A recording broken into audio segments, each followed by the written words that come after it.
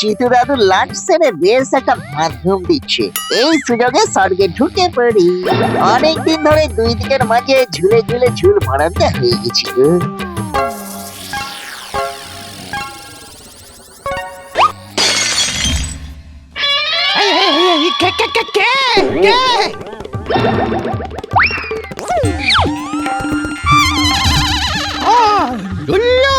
তুই আবার স্বর্গে ঢোকার চেষ্টা করছিস?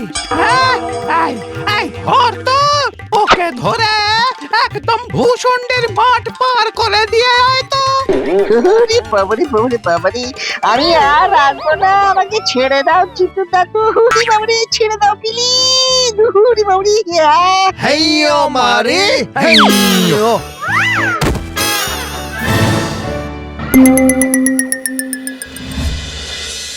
ওরে এইভাবে কি হয় নাকি রে লুল্লু? তুই ভূত হয়ে স্বর্গে যাবার রাস্তা খুঁজলেই হলো? সব কিছুর তো একটা নিয়ম কানুন আছে নাকি?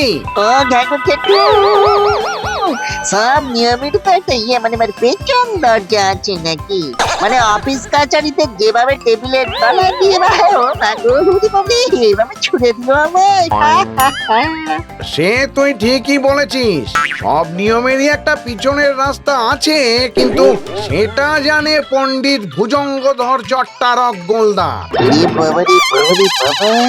এই চটপটি গোল আলুর নাম মনে রাখতে হলেই তো আমি চিটপটাঙ্গ হয়ে যাব। মনে রাখতেই হবে লুল্লু, কারণ উনি তোকে স্বর্গে যাবার রাস্তা বলে দিতে পারবেন। কিন্তু খেগো জেঠু, এই ভুজঙ্গ নাকি সে থাকে কোথায়? সেটা আমি লুল্লুকে বলে দিচ্ছি, কিন্তু তাকে রাজি করাতে হলে লুল্লুকেই যা করার করতে হবে। হ্যাঁ, একটা কথা বলে রাখি লুল্লু, এই পণ্ডিত ভুজঙ্গধর চট্টারক গোলদার প্রেততত্ত্বের ভয়ানক পণ্ডিত আর ভয়ঙ্কর অলস। গায়ে আগুন লেগে গেলেও উনি সরে শোবেন না। প্রবলেম জেঠু, তার ঠিকানাটা বলো দেখি, স্বর্গে যাওয়ার রাস্তাটা বের করি।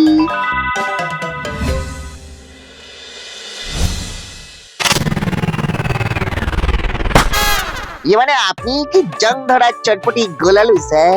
তুই কে আগে বল দেখি, আমার হাতে সময় খুব কম। হ্যাঁ, আর আমার এত কথা বলতে ভালো লাগে না, খাটনি হয় খুব। মানে আমি হলাম লিল্লু, লিল্লু ভূত। স্বর্গে যাওয়ার বাইপাস রুটটা একটু যদি বলে দেন তাহলে। অপেক্ষা করতে হবে, এই বইটা পড়ে শেষ করে তারপর দেখছি। তুই এক কাজ কর তো, আমি না 7 দিন হলো কিছু খাইনি, বাইরের কুয়োটা থেকে আমার জন্য একটু জল নিয়ে আয় তো, তাই খেয়ে বইটা শেষ করি। 7 দিন কিচ্ছু খাননি? না চিন্তা, তাকে দিনটা আপনি পড়তে থাকুন, বাকি সব আমি ম্যানেজ করে দিচ্ছি।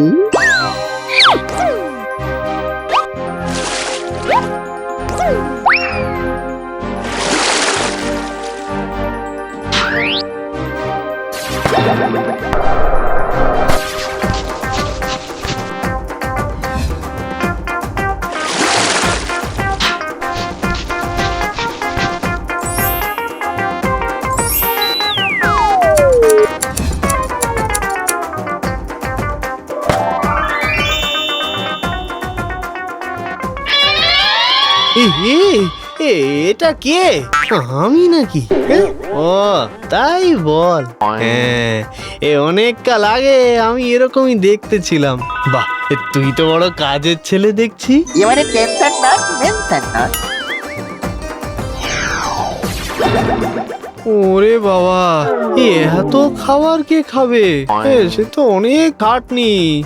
তো চিন্তা, তাকে দিনটা। বাহ, তুই তো বড় ভালো ছেলে লুল্লু।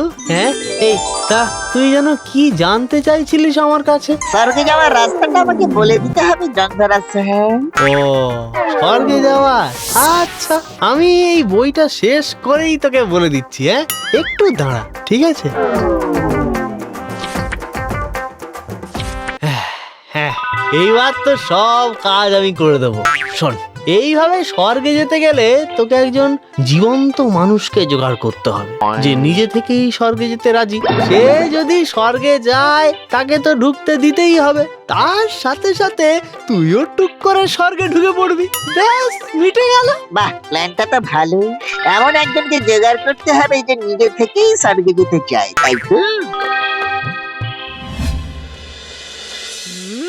একটা কাজও তুমি ঠিক করে করতে পারো না, আবার বড় বড় কথা বলি। লজ্জা করে না তোমার মেনিমুখ?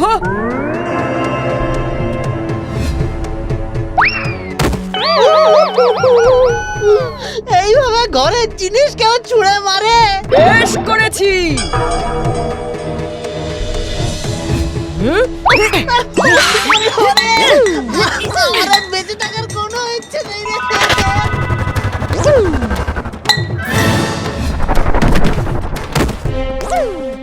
না, একজনকে নিয়ে ভরসা নেই। যদি শেষ মুহূর্তে বেঁকে বসে, আরো অন্তত দুজনকে জোগাড় করতে হবে। মানে তুমি আমাকে রিজেক্ট করছো কেন? কি নেই আমার মধ্যে? না মানে তুমি না একটু বেশি ভালো। আমি আসলে একটু খারাপ ছেলে চেয়েছিলাম। আরে এটা আবার বলার কি আছে? তুমি তো জানো আমি ভোর 5:30টায় বাড়িতে ঢুকি। আমার চেয়ে খারাপ ছেলে আর কে আছে টুসু? আমি না আসলে তোমাকে পরীক্ষা করছিলাম, জানো তো। আমি ভালো ছেলেই খুঁজছিলাম। আরে এটা আবার কোনো সমস্যা হলো? আমি ভোর 5:30টায় বাড়িতে ঢুকি কেন? মন্দির থেকে পুজো দিয়ে বাড়িতে ঢুকি কুসু। এই তো এসে গেলে। আমি না আসলে সত্যিকারের খারাপ ছেলে চাইছিলাম, জানো। না না, আরে আমি তো মন্দিরে জুতো চুরি করতে যাই কুসু। আমি তো পাক্কা চোর। না গো গদু, আমি না সত্যিই ভালো ছেলে খুঁজছিলাম গো। সরি। আরে আমি মন্দিরে জুতো চুরি কেন করি জানো? সেই জুতোগুলো বিক্রি করে সেই টাকায় গরিবদের খাওয়াই। সে ঠিক আছে, কিন্তু আমি আবার একদম পছন্দ করি না, জানো তো গদু। ও আমি আর পারছি না। আমি মরে গেলেই তোমার শান্তি, তাই তো?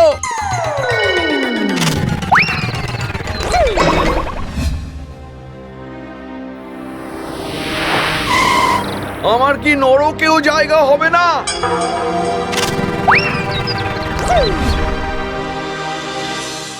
বেশ, আমাদের স্বর্গেই যেতে হবে তাহলে। তাই ভালো, এইখানে থেকেও তো আমাদের কোনো লাভ হচ্ছিল না। আমারও কোনো আপত্তি নেই। হ্যাঁ, কিন্তু সবই তো বুঝলাম। আচ্ছা, আমরা যাব কিভাবে বলো তো? বাসে নাকি ট্রেনে? আমরা যাবো পেলে করে।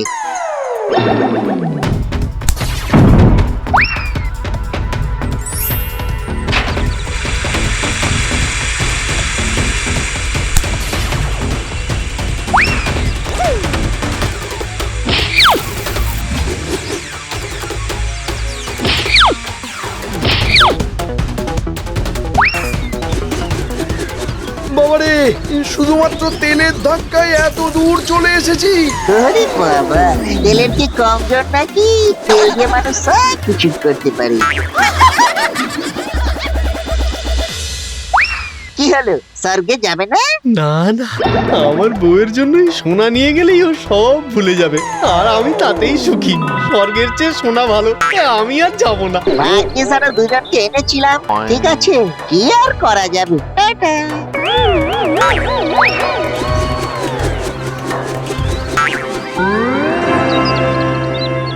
এই তোমরা চলে যাও লুল্লু ভাই, আমি এই হিরে নিয়ে আবার ফিরে যাব। স্বর্গের চেয়ে হিরে অনেক ভালো। Tata, bye bye. এরে খেলে করেছি। ও ভাই, তুমি যাবে তো নাকি?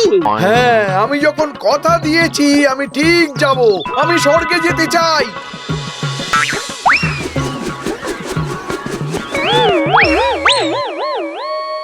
আমি জানতাম লুল্লু কোনো একটা পিছনের রাস্তা ঠিকই বের করবে।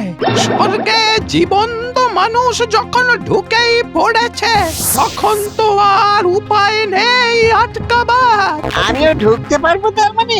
সেটা পারবি লুল্লু। এখন এই হিসেব না মেলাতে পারলে আমাদের সবার চাকরি যাবে।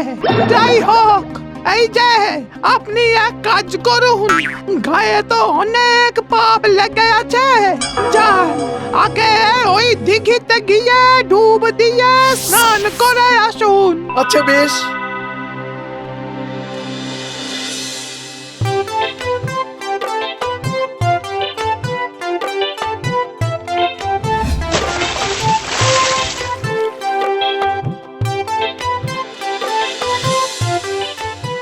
আচ্ছা, এই দিঘিতে স্নান করে কি লাভ হলো? কি আমার হবে? আপনি অমর হয়ে গেলেন। মানে আমার নাম তো জগবন্ধু, অমর তো আমার বাবার নাম। সেই অমর না, আপনার আর মৃত্যু বলে কিছু থাকলো না। তা স্বর্গে কি আপনাকে ডবল বেডরুম দেব না? কিছুই লাগবে না স্যার, আমি তো আর স্বর্গে যাব না। মানে কেন যাবেন না? আরে বাবা, অমর যখন হয়েই গেছি তাহলে আর স্বর্গে গিয়ে কি হবে? আমি না হয় পৃথিবীতেই থাকবো, আর ফেরার সময় সোনা আর হিরে নিয়ে বাড়ি যাব। সোনা, হিরে আর অমরত্ব স্বর্গের চেয়ে অনেক ভালো। আরে বাবারে বাবারে বাবা, আমার তো আর স্বর্গে যাওয়া হলো না। হবে না রে লুল্লু, মানুষের লোভ মানুষকে স্বর্গ থেকে দূরে ঠেলে দেবে বারবার।